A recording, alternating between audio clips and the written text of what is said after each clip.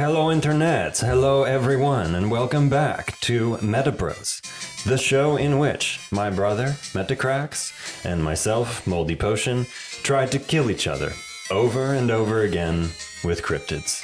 In today's episode, we are facing the Salamander Queen deck against the Dingbelle Ring leader in our tribal themed deck semifinals, because whoever wins this is going to go up against Alpha Iceman next week for the crown, I guess, or the belt. Both the crown for the belt and the crown. And man, I think Iceman's going to win personally. And the throne. But before we get to the game, as always, we're going to read a page from the MetaZoo illustrated novel, continuing from where we left off last episode. Previously on MetaZoo! A man from the shadows. A catastrophe in Point Pleasant, West Virginia. Sam and Adam smiled at each other through a sea of parents, arms and gloves and bats being discarded on the field by the defeated dragons. It's hard to fathom what amazing stories these two would have embarked on had they the opportunity to live the life the way it should have been lived. It's hard to fathom what the world would have been like had the veil not shattered, but it did. And now, on MetaZoo, Ms. Bergens, the local librarian, who always brought chili dogs to every Little League match, despite her own son dying by a drunk driver nearly 3 years ago, had at some point in the last minute caught fire. Drake Ferguson, the pitcher for the Dragons, stood dumbstruck over what appeared to be the misshapen bodies of his parents. Oh, God. Who moments before were consoling him on the loss of the game. Poor Drake. Chris Gold, who a mere 2 minutes ago tried to steal second base, yowled in agony as his eyes turned into what could only be described as 4th of July sparklers. And so it was for every 10th person on the field. An affliction of sorts was changing their bodies, and it was somehow connected to the sound they all heard. The sound they all had felt.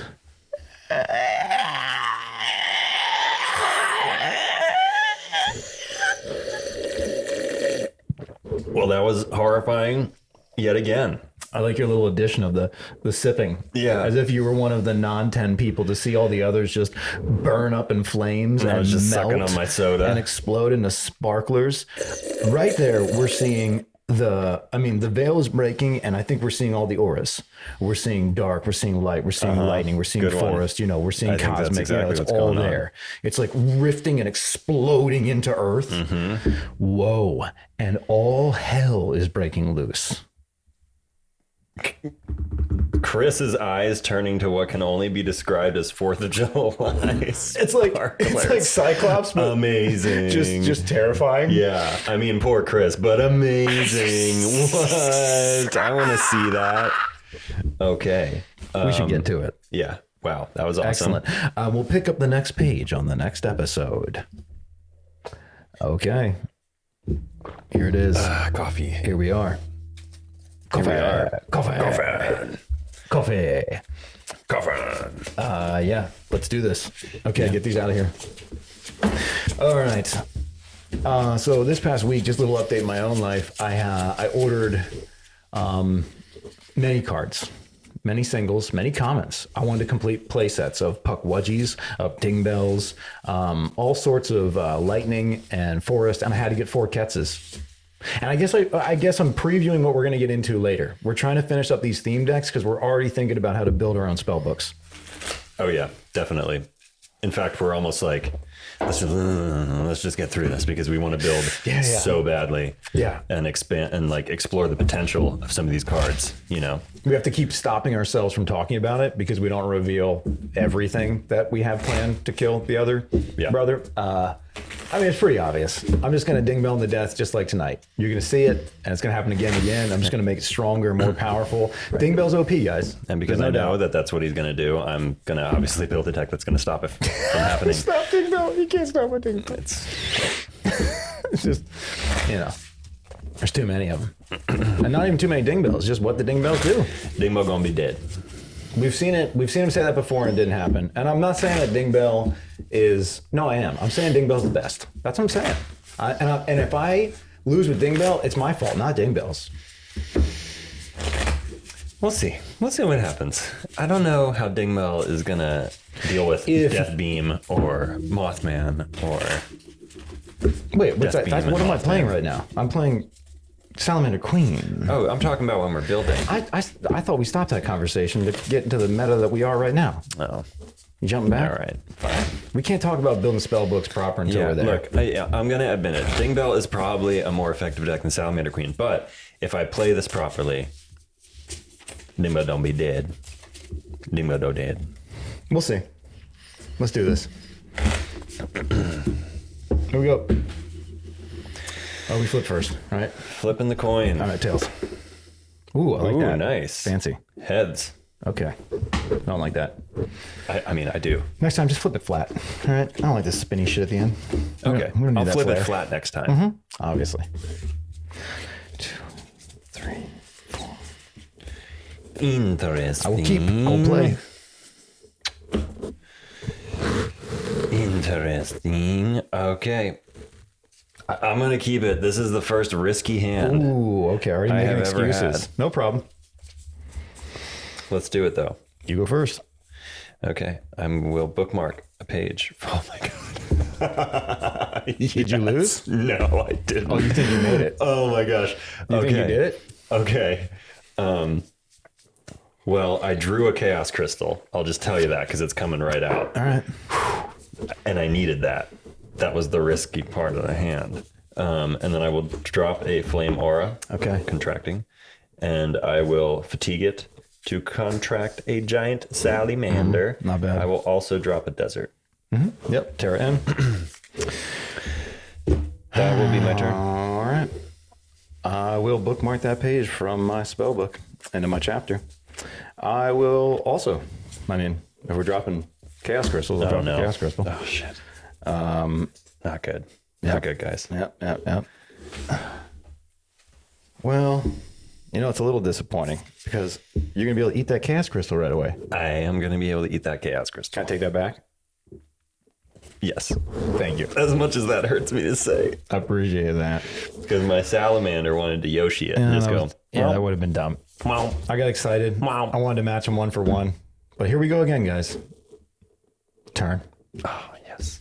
I'm just dropping aura. I'm not making excuses yet. Dingbelle's still going to do it.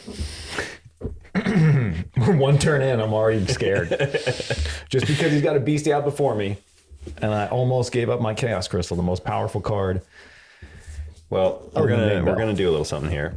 I'm gonna fatigue my chaos crystal for 3 fire, and I will fatigue my 2 flame to bring out Charman. Oh man, he's off to it, isn't he? Off to the races.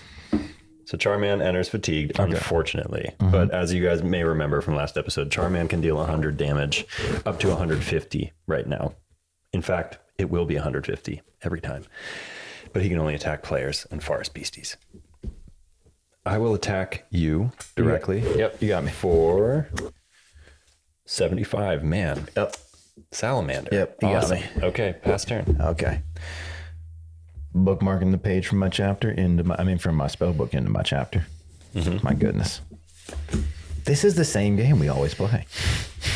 It's great. It's a great game. Turn. I can't just put cards down and let him take them away from me. I don't have enough aura to bring out more than 1 card right now. So I have to wait and just take damage and let him continue to bring out more and more beasties.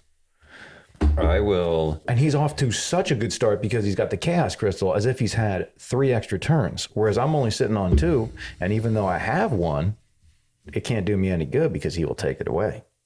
I will. I can, and I will. What movie does that come from?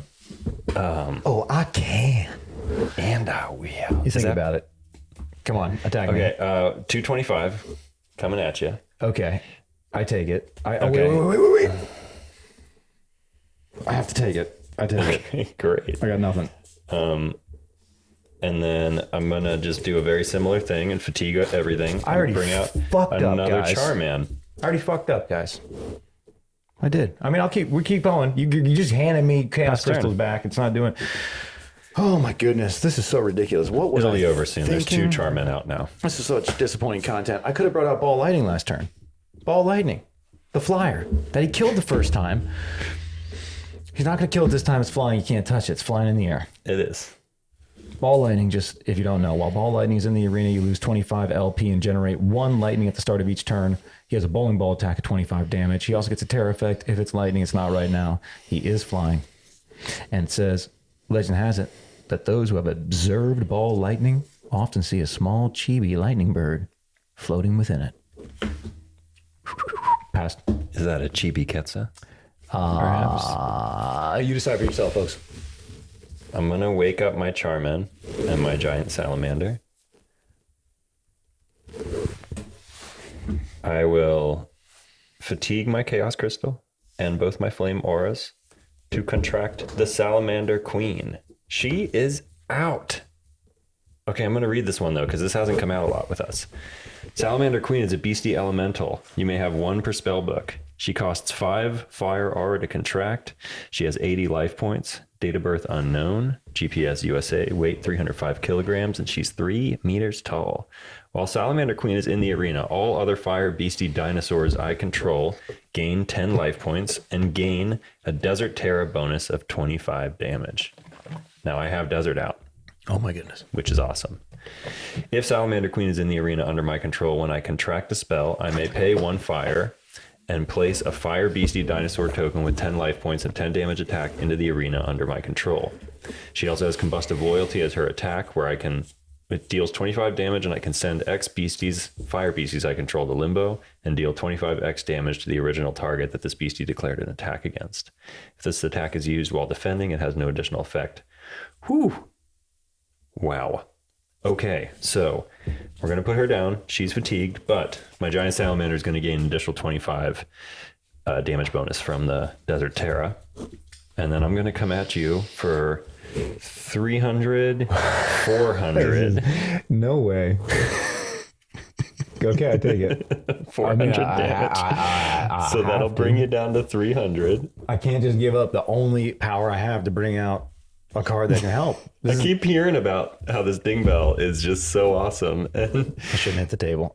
Is it my turn? It's your turn. I awaken my arena. I bookmark the spell. The page from my spell book. I drop the aura. My goodness. What do I do? What do I do? What do I do? Okay. I guess now's a good time to drop that chaos crystal. I feel like you're that meme that's the dog, like, surrounded by flames. It's just like, this is fine.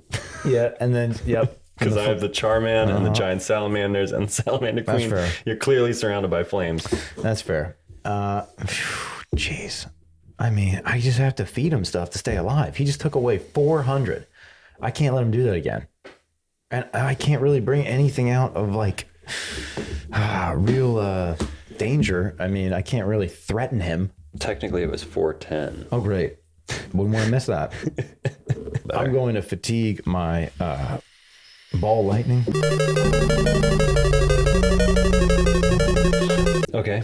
I'm going to fatigue 3 of the Lightning Aura. Okay. And I will bring into the arena. I'll cast that Dingbelle Leader. Ooh. Yep. So what do we got going on with him? He's not going to do me much good, I got to be honest. He's just basically going to be a fatigued option for you to kill with one of your beasties. So I'm not going to read all of his stats because I know he's just going to get eaten. And at this point, I'm only doing that so I can stay alive. But what else was I supposed to do? You guys can see all the cards. They're right here. And then I got 2 distractions and a haste, which is of no threat to him. And I don't have enough aura to make anything hasty. You know what I mean? What was I supposed to do? Doesn't the lightning orb give you an extra aura? It takes away 25 of my LP, and it gives me an extra aura. Yeah. So I'll use that extra aura. Did you knock me down 25 LP? No, but I will. And he's been out 1 turn. And then I'll haste him. So now he can attack. Okay. There we go. And he's basically, thank you for... I'm just playing for both sides, yeah. Appreciate that. Otherwise, this wouldn't be good. Not good at MetaZoo, guys. Not good at MetaZoo yet. While Dingbelle is in the arena, all beasties with Dingbelle, there are none. We're not going to read that. Select up to 2 beasties with Dingbelle, there are none. We're not going to read that. Big Wrench deals... It gains 5 damage for every spark counter in the arena on pages I control. I don't have any spark counters at the moment. And there's a symbol in this game, and I don't know what it means, but if you can see it, no, you can't. No chance. What is it? All right, we'll talk about that later. It's that splatter symbol that we're not sure what it is. Oh, I'll look it up. I don't think you can find it. Maybe you can. A large group of Dingbelles is called a Dunn. Flash. Jesus fucking... That was fast. Appropriate. When a beastie or artifact with this trait is contracted into the arena, flip a coin. If heads, target beastie cannot declare an attack until the end of its caster's next turn. So it's like a blind. Yeah. Yeah. Okay. But this isn't going to do me any good. Not really. And these dogs are generally run by the Dingbelle with the largest wrench. Makes sense. I will attack with my Dingbelle, who deals... He deals 20 damage. And he shocks. I'm not going to attack. Why would I attack? I mean, I guess I can attack. What is this game right now?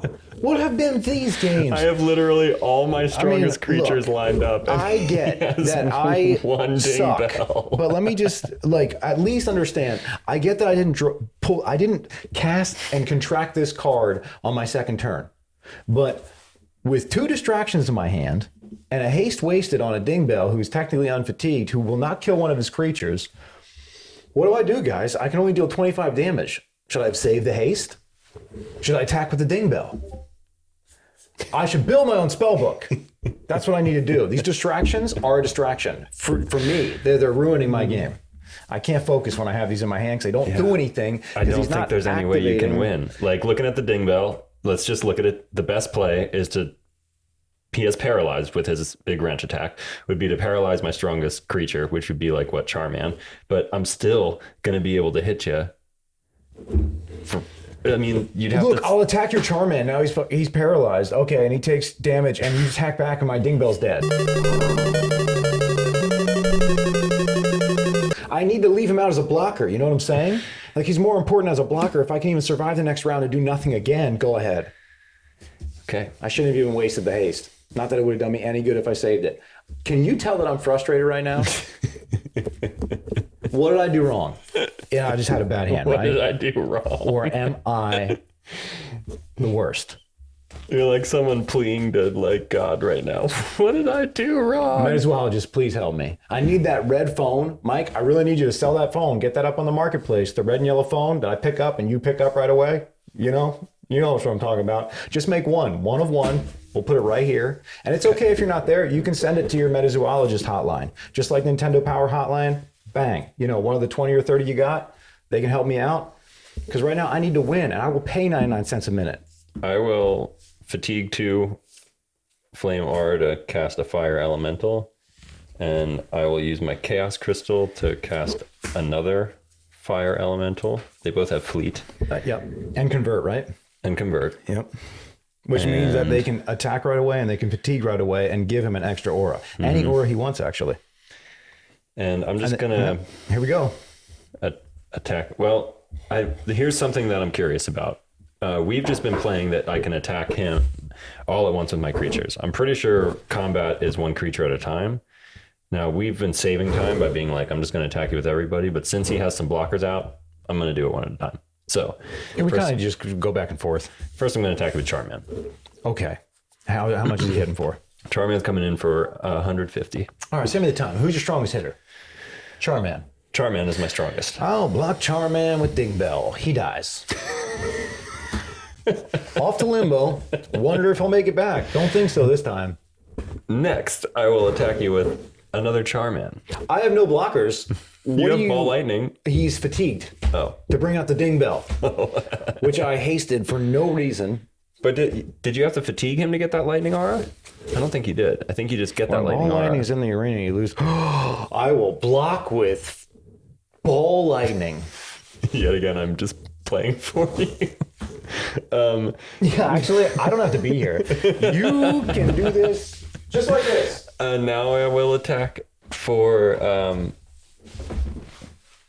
135. Whatever, you win.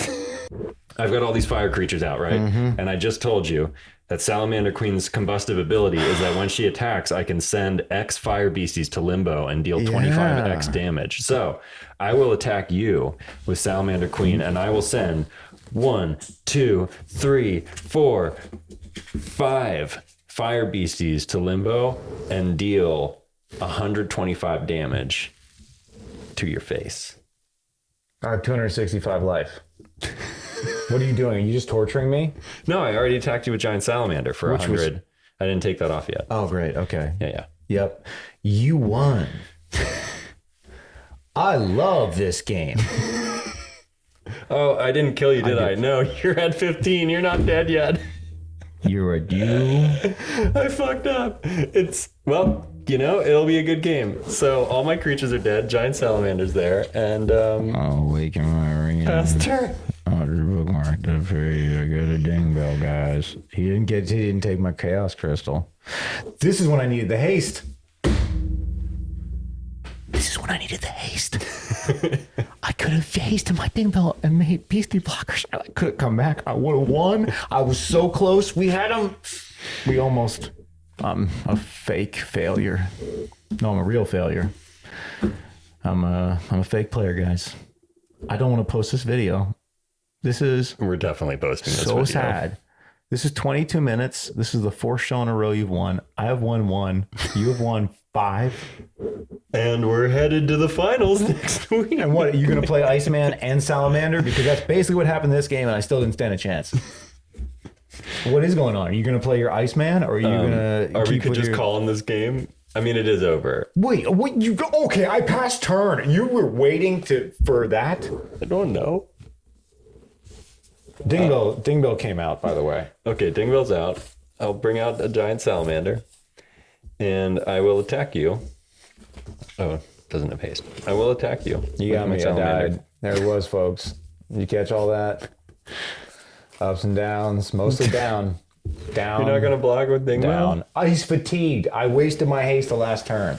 So all my bitching and complaining could have added up to something. Had I held that haste for 1 second, I could have at least brought him out with the Chaos Crystal because you ignored it because I was in a bad place. I could have basically had a 6 Dingbelle. And then I could have brought out beasties. Can you hear my mind melting? Because he would have attacked with haste and he would have generated 10 LP, 10 attack beasties, but he didn't. So he gets to open the booster. The winner's pack. This is a new tradition that we're going to keep going as long as we have boosters that we're willing to open for. All right, here we go. Oh. We got Gigi Bird, Lightning Bolt, Gumbaroo, who's grown on me. I like Gumbaroo. Yeah, take a look at that card. It's pretty awesome. Bookmark, Hide Behind, Salem's Witches, Fire Trap, Reverse Hollow Cactus Cat, Mike's favorite card. All right, there we go. All right, cool. What are we doing? Are we doing a cryptid of the day? I mean, what is it? Yeah. Did we read about Salamander Queen yet? Most valuable cryptid. I think that we should. I don't think we read about Salamander Queen. I think. Is Salamander Queen a cryptid, or is that like an expansion of the giant salamander cryptid, which I think might be the case. Let's take a look. So I think what's going on here, pop this up. Like how with Alpha Iceman, we had to look up Minnesota Iceman. So I think we got, let's go Cryptid and then Salamander. Do you see what I see? I hate that song. A giant salamander. Recently, the Chinese media published an intriguing photograph of a giant salamander, which truly gives a good idea of how big they are. How big? This big. I don't know exactly how big that big is. Oh man, look at that. That's can reach a length of 5 feet 11 inches. I think that's pretty big. Looks pretty big. Some reports of the giant salamanders of Japan and China have been recorded to be 5 to 6 feet. Whoa. There we go. That's a big salamander. The Japanese giant salamander, Andreas japonicus, I think that was pretty close. For example, reaches about 4 feet 9 inches, feeds on fish and crustaceans, and has been known to live for more than 50 years in captivity. What? Is that real? 50-year-old salamander? This isn't a cryptid. This is actually the Chinese giant salamander, Andreas David Dianus, can reach a length of 5 feet 11 inches, perhaps even bigger. The American hellbenders and Asian giant salamanders all belong to the family Cryptobranchidae. Tom Slick searched for cryptid giant salamanders in the Trinity Alps of California. My biography of Slick documents his quest for the abominable snowman, Loch Ness monsters, Sumatran rhinos, Bigfoot, an orange pendek, and yes, the darker, maybe black Trinity Alps giant salamanders. True Life Encounters in Cryptozoology, Fresno, Linden Press, 2002. One of Slick's favorite quests was for those giant salamanders, because he was able to bring along his sons and feed them to the giant salamander. I'm kidding. Asian folktales talk of giant salamanders so big they attacked boats and humans in them. Diacugia's These pictures are giant salamander. really high def. That's all. Let's get another quick shot of the giant salamander. Can you zoom in on? That was sad. I didn't hear anything about flames either. I'm a little disappointed. This is still under some cryptids fandom. Desert salamander. That's a bit better. Okay, I think that's what we're looking for. The salamander, easily capable of survival amid the brimstone, spits flames at its foes. There you go. This is the salamander we were looking for. This is the lore. The fire burns at 3,000 degrees, hot enough to melt steel. What? Ooh, I like it. Acquisition, we have none. Desert salamander, fire spirit, additional info.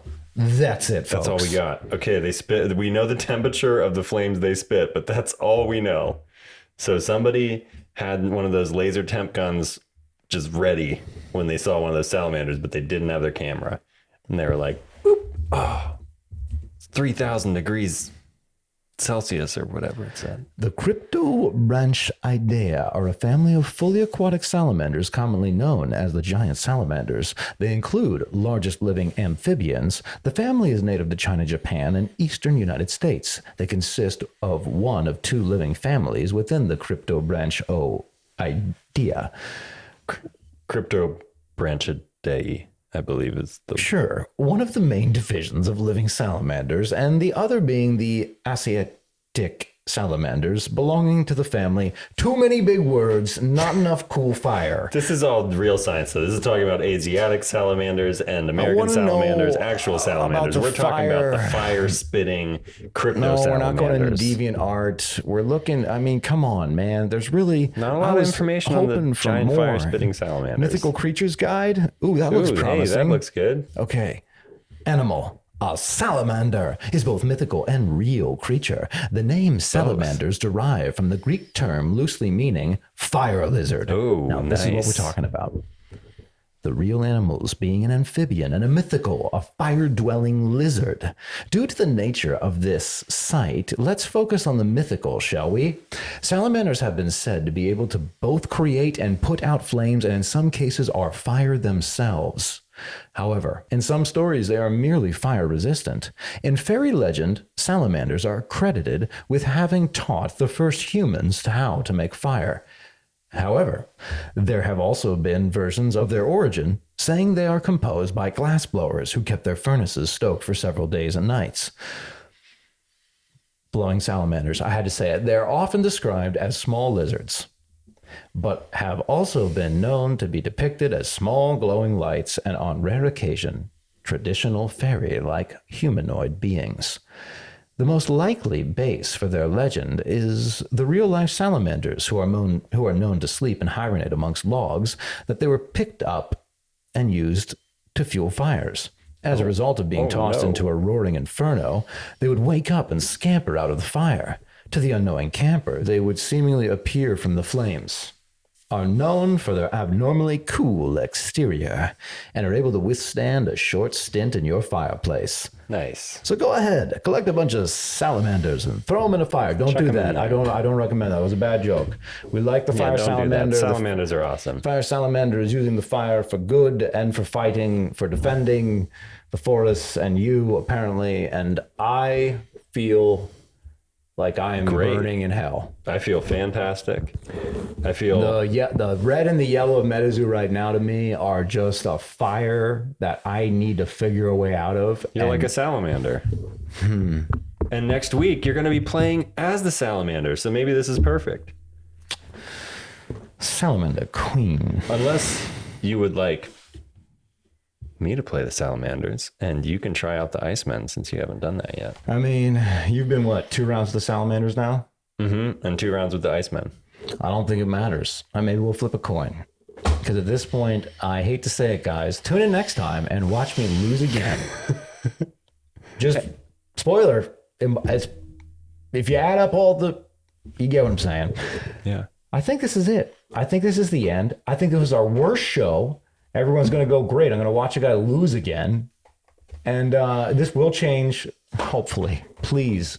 I don't really want to change. I think it's great. When we can Are you guys enjoying this? Because I'm enjoying this. Spell books.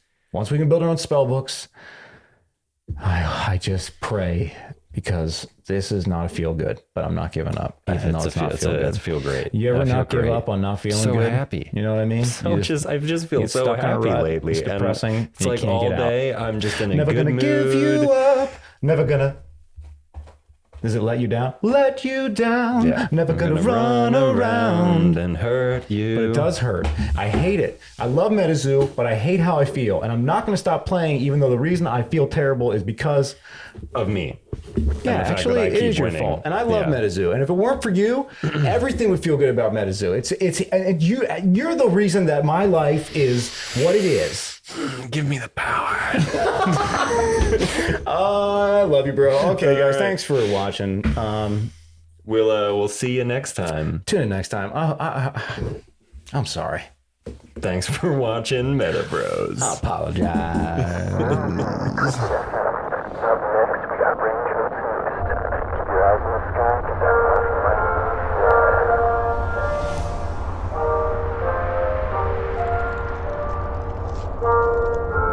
might be